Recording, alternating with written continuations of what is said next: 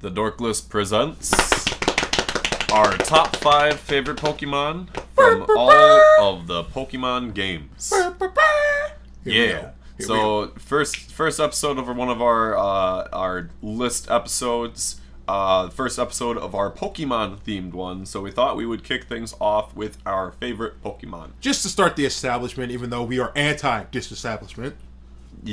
Yeah, bottle, sure. Establishment, boo. Fight against the man. Anyway, the format for our favorite videos, at least when we have separate lists, because there will be certain episodes where we have a combined, like, top 5 or whatever. Yeah. But the way this is going to work is that Darian and I are going to alternate with our top 5, 4, 3, 2, and then before we get to our number 1, we're actually going to share our favorite Eeveelution, which is actually, as we found out before It's a funny thing. It's a funny thing. But, so I'm going to kick things off, though, with my number 5. And my number 5 is Tyranitar. Holy crap. Tyranitar is an amazing Pokemon that has been amazing ever since he was introduced in Generation 2. Even though they made him a pain in the butt to get. Yeah. Because being a semi-legendary status. Throwing him on a mountain that you can't get to until you're the 2-time champ. Yeah. But anyway, Tyranitar is a beast of a rock and a dark type Pokemon. Which, because of those two typings, admittedly, he's got a few big weaknesses. Like, specifically, he's really weak to ground and fighting, especially steel, water, grass, ice. He's got a lot of weaknesses, but he makes up for it for being, like, super, super strong, having a super huge defense, Deep move pool. And, like, his Mega Evolution is awesome, and he's also got his Sandstorm ability. Sandstream, yeah. Which creates Sandstorm, which is just a great hazard Pokemon to have, if not just a strong attacker in general. That's my number 5. Alright, my number 5. My number 5 top favorite Pokemon is... Absol. Absol is one of my favorite Pokemon ever because it felt... I'm going more off of feeling than competitive play because Jordan is the competitive video gamer over here. Whereas in Pokemon. I am the sentimental memory version 1 of Pokemon. Absol is the very, very first non-evolved Pokemon that I have ever trained in my life. And he was always this mysterious Pokemon. He was this mysterious one-off Pokemon that was hard to find and hard to look for. And when I finally caught one, his deep move pool of being able to use like Blizzard, Thunderbolt, Flamethrower, and all this stuff was a great thing when I took on the Hoenn Elite Four. Not to mention the episode that he first appeared in, where Absol is helping people from natural disasters, and they consider Absol to be the problem, which was a movie, not a movie, but an episode. Okay, it was an episode and a movie. It was a movie too, yeah. Also, Absol appears in the Jirachi movie, which I actually had not seen for several years. But moving on from that, Absol is one of my favorite Pokemon until it became one of my more favorite Pokemon to use, especially when he got his Mega Evolution and got wings. Yeah. And then he started hacking and slashing up everything, and he became my main striker-type Pokemon for the Hoenn region, and eventually became one of my top Pokemon that I rely on whenever I'm in the Hoenn region. Absol, sweetie, I love you. Welcome to number 5. My number 4 is Scizor. Scizor has been another one of my favorite Pokemon, who's also from Generation 2.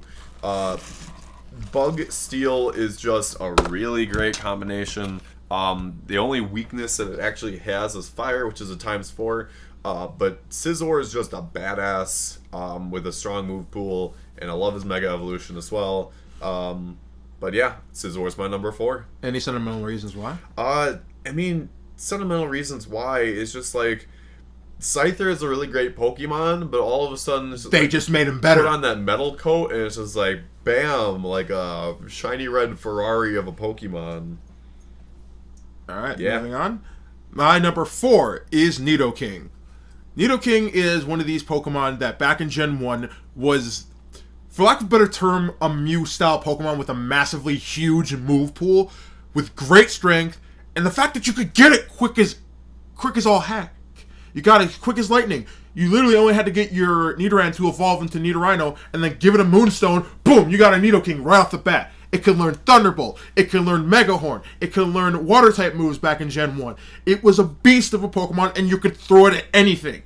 Not to mention, it originally, though, it had, at least in terms of the Pokemon itself, it was more focused on the strength. But when it got its competitive foothold, it became a Pokemon that was known for its special attack of all things.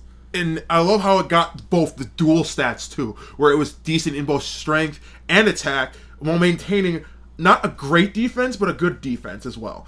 And it is one of my favorite Pokemon because it is one of the first Pokemon that you can get in Gen 1. And people who wanted that Charmander, but then that Charmander couldn't take it through the Onix and stuff like that, you could just go over there, grab your Nidoran, have it kick the crud out, literally kick the crud out of that Onix, and then go, okay, we're on our way. Let's go kick that Misty's butt. Yep. All right, Jordan's number 3. Number 3, we're starting with my 3 Gs, which is kind of funny that my top 3 favorite Pokemon all start with the letter G. G, yo. G units. So my number 3 is Greninja. Holy crap! This final evolution of a starter Pokemon is amazing. It's got one of the best hidden abilities of all Pokemon with Protean. The only other Pokemon that has it being Kecleon, but nobody really uses Kecleon. Greninja is another one with an amazing move pool, but just looks really awesome, whether he's in his like standard colors or his shiny, where he is black and red, which is just like badass in its own right. But Greninja also has, a very important place in the anime, and it's also a fighting character in Super Smash Bros., which is one of the ones that nobody expected when that happened. I love Greninja and Super Smash Bros. Like, everybody was expecting, Charizard, and they were expecting, like, Lucario to come back. But when they announced Greninja, everybody was like, jaw through the floor. It's like, no way. And like, he is a great Pokemon used in Smash Brothers. So like, I love Greninja to death. He is my number 3 Pokemon. Number 3 of the 3 Gs. Gen 6 represent. Yep. A lot of rap jokes here. Okay, my number 3 is something that is in common with Jordan, my Scizor. Now, my Scizor was one of the Pokemon that I always wanted, but never got until Gen 6. I never got not until Gen 6. I apologize. Never until Gen 4, because in Gen 4 you could get a Scyther in Platinum, and I finally got my first Scyther. Because I was never able to catch one until this point. It would always break out of that Pokeball. It would always run away in the Safari Zone. I could never, even in like Gen 2, I could never find one. It would either break out of its ball the entire time. It would frequently waste out of that Pokemon. That Scyther did not want to join me. I never ever got one. So the closest thing I got was in Pokemon Stadium 2, where I could grab one and it could use Metal Claw. But when I finally got my Scyther, whose nickname is Masamune, the same name as the Red Streak from the Pokemon anime, which is literally one of my favorite episodes, where Ash takes on a Scizor with his Heracross. It is my favorite episode. It was fast. It was able to hack and slash things. Not to mention in Gen 4, it got one of my favorite moves to give it, Bullet Punch, as a immediate move where he can just knock out any Pokemon immediately without worrying about it. And with his high attack stats, as well as a solidly decent defense in his Steel type, really added to his greatness. And I made Jordan talk least about this because he was also on my list. Oh, any other things you want to add for your Scizor? Nope. Other than he's one of the best Pokemon I've had on my competitive team as well. Like, very rarely will you see a competitive Pokemon team of mine without a Scizor. At least, if not for good reason. But. Yeah. So, my number 2, the second G, would be Golurk. Holy crap. I remember when Jordan walked up to me when Gen 5 came out and said, Golurk could use Fly. Yes. One of the funniest things, like there's a little cartoon strip of it out there, but like everybody goes out and tries to find like one of the most obnoxious Pokemon to have as their flyer in the different gens. Like with Gen 1 you have Dodrio, Gen 2 you have Delibird, Gen 3 is Tropius, Gen 4 I can't remember what Gen 4 was. Gen 4 didn't really have any really weird ones because we got a lot of good birds in that gen. Right. But then Gen 5, you've got frickin' Golurk, the clay golem Pokemon, who is a ground and ghost type. Who expects a ground ghost type to be able to learn fly of all things? Not to mention, it's treated like a freaking mecha in the anime. It's like the Iron Giant of Pokemon, despite not being a steel type. And honestly, whenever I think it's using like Thunder Punch or Fire Punch, it's sending one of its fists off at an opponent. And not to mention, the Pokemon's mysterious as crap. Yeah. Nobody knows where it came from. Nobody knows where it came from. There's a lot of mystery behind it as well.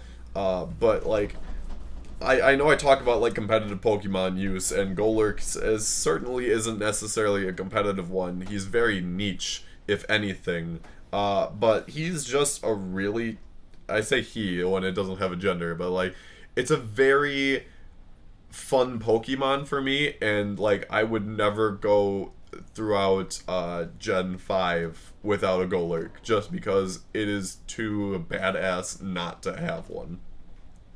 Alright, number 2 for my favorite Pokemon is one of the Pokemon that is very near and dear to me. It is my Typhlosion. My Typhlosion literally is the shit. And I'm sorry to use that word on the podcast. I've been trying. Not a podcast. I've been, well, not on the podcast, but on the Dork List, but I don't care. Literally, it is the shit. It has a flaming mane on its back and has a Cyndaquil. Well, going into Gen 2, I've always wanted a Fire-type Pokemon, because in Gen 1, I didn't do too good. I didn't do so good with Fire-type Pokemon. I could never really find a Growlithe. I would train a Growlithe into an Arcanine, and it would suck. It would be terrible. And then Typhlosion was my starter Pokemon, which my Typhlosion went through the entirety of Gen 2 and beat the crap out of everything that it came across. And it was literally the only Pokemon I trained, and somehow it was able to beat everything. It was able to beat everything. Got all the way to the Elite Four until I think Koga, which he wiped out. And I don't remember who the third member of the Elite Four is in Gen 2. But that guy wiped him out and that was it. But it says something about the Elite Four in Gen 2 where my Typhlosion can run through the entire reason by himself and not be stopped at all. But overall, Typhlosion is my second favorite Pokemon. Also from the fact that he can literally be a Pokemon that can hop on my couch and not break it. He can hop on my couch, he can rest in my lap, and I can pet him and he'll love it. I love my buddy. That's weird to think about, but he's okay. He's my buddy. That's one of the weird things with Pokemon, is that, like, heights for them, like, they're so different from, like, the actual anime. Yeah. It's just like, hey, Ash, why are you carrying, like, a freaking 200-pound Pokemon, even though it's, like, the size of, like, a bottle of soda. Yeah. But anyway, before we get to our number ones, we did mention that we were going to mention our favorite Eeveelutions. And well, it turns out we have the same one. Our favorite one together is Jolteon. Yup. Jolteon was the one Pokemon that I remember as a kid from the Eeveelution episode where they're forcing these guys were forcing their little brother to get a new Eeveelution to a Vaporeon, a Jolteon, or a Flareon. When it turns out, and even though the episode turns out to where it's like, okay, the Eevee could stay as an Eevee and still be powerful, I looked over that Jolteon that's using Pin Missile. Well, back then, they looked like lightning bolts shooting out all over the place. But Jolteon is also incredibly fast, and in Gen 2, it could learn Shadow Ball as a move, and it made me my crud because you could vary the moveset a little bit. And not only was it fast, its special attack was great. Jordan's reasons. My reasons, again, competitive-wise, Jolteon is an amazing Pokemon to have, just because of its speed and its special attack. As Darian said, it's got Shadow Ball, it's also got its lightning attacks. I tend to use Thunderbolt over Thunder just because Thunder is a little missy. Hit and miss. Mostly miss. Thunder miss. But it's a great Pokemon overall to use, but it's also really adorable. So I mean, not to mention Red got one in Origins. That's true. And yeah, Origins is great. Yeah. So moving on then to our number one for Pokemon. My number one is Gallade. No offense to Gardevoir, because I love Gardevoir. She loves you. But when Gallade got on the scene, I'm like, holy crap, this Pokemon is for me. because although when he was first introduced, he wasn't as strong of a Pokemon competitively. Like, we're talking a Pokemon that is a psychic and a fighting type, which up until that point was not seen before. We had Medicham, but nobody remembers Medicham. Okay, yeah, we had Medicham. Sorry, I apologize for that. No, you don't have to apologize. Nobody remembers Medicham because nobody uses it. Even with the Mega Evolution, nobody really uses Medicham. But anyway, Glade was just like a freaking badass Pokemon where it's like... His arms are swords! His arms are swords. And it's just like he evolves from a Curlia that's a little dancer to freaking blade arms, looking like a knight. And then, like, when he gets his Mega Evolution in Gen 6, it's just like, bam, pulling out the white cape and that, looking like a white knight to pick up his Bride of a Gardevoir Mega Evolution. Even though when you fight him with Wally annihilates half your team like he did to me. Yeah, but Galate is just super awesome. Like, I'm really happy that, like, when they made the Mega Evolutions for, like, Gardevoir, that they eventually decided to do the same for Glade. Not to mention, when I think of Galade, I honestly think of you. Yeah. And honestly, when you think Jordan, you think Galade as a Pokemon. He's a badass, and therefore... that is why Jordan is a badass as well. He's a massive Galade, slashing and hacking everything in sight. I just love Galade. But yeah, that's my number one. So now I'm going to pass it over to Darian, who, for most people, it's going to be very obvious. My favorite Pokemon is Lucario. Coming on the scene in Gen 4, not even in Gen 4, but when that first movie came out, Pokemon Lucario and the Mystery of Mew, this Pokemon was a badass. It was also a very soulful, calm Pokemon. Very at one with nature. It was able to sense the world around it in a way that I had never been able to see before. And when it came out in Gen 4, it had a pre-evolution called Riolu, who I think is the greatest. Where, honestly, I don't start any region without a Riolu now. I don't do it. I always have a Riolu on my team, and competitively, I've run a Lucario on almost every single one of my teams. Not to mention, my Riolu, when it got hatched, was a female. That's a 12.5% chance of getting a Riolu on my first one. My first Riolu was a female. So now whenever I think of my Lucario, she's a female, not a he. I know people like to go, oh, well, there's probably a he. It looks like a he. No, my girl's awesome. And not to mention, she got a Mega Evolution. And the first post I did that night when I went to bed after getting Gen 6 is that the world quaked when they gave Darian his second Lucario. When I caught the Lucario you can normally catch, and then Karina gave you your second one. Literally, I love Lucario. She's my favorite Pokemon ever. She's got Bone Rush. She can literally materialize bones and start smacking people over the head with them. She's got the high-level fighting-type move, an Aura Spear, which never misses. And overall, she's my starter Pokemon. Screw my other starters. She's my starter Pokemon. And if I could ever go back to Kanto with Riolu, I would do it. But also, she's part of my fan fiction, which I've been writing since I was in high school. So she's literally my baby. She is my love. She is my Nexie.